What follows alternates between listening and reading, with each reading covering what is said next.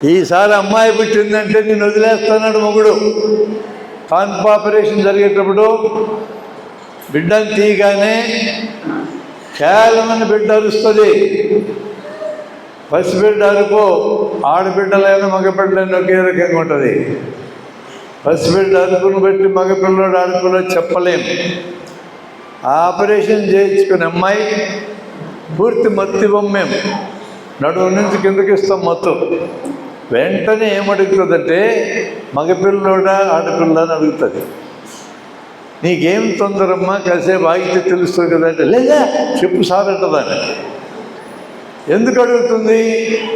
మగపిల్లవాడని చెప్పగానే ఆ అమ్మాయి ముఖం మతాబులా వెలుగుతుంది.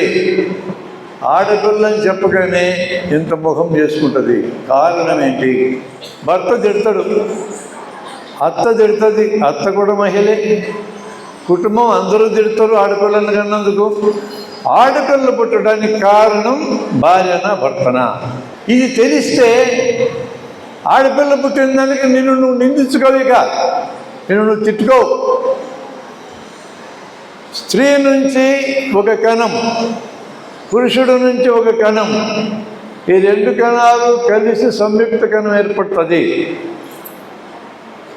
స్త్రీ కణంలో 23 జతలు క్రోమోజోములను ఉంటాయి. పురుషుడి కణంలో కూడా 23 జతలు క్రోమోజోములు ఉంటాయి.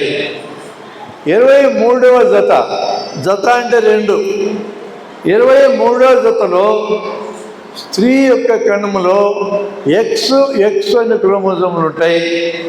పురుషుడి యొక్క కణంలో XY అనే క్రోమోజోములు ఉంటాయి. అటు నుంచి X, ఇటు నుంచి X కలిస్తే ఆడపిల్ల పుడుతుంది. స్త్రీ నుంచి X, పురుషుడు నుంచి Y గెలిస్తే మగపిల్లడు పుడతాడు. ఆడపిల్ల కానీ మగపిల్లడు కానీ పుట్టడానికి మూలం భర్తనా భార్యనా? భర్త కదా. మరి భార్యనంటాడు ఏంటోడు? కారణం నువ్వే. మీ ఇంట్లో ఆడపిల్ల పుట్టడానికి నువ్వే కారణం, మగపిల్లవాడు పుట్టడానికి నువ్వే కారణం. నువ్వు నీ భార్యను చెప్తావేంటి? సైన్స్ తెలిస్తే మూఢనమ్మకాలు పోతాయి. దీని అనుకున్న సైన్స్ అది.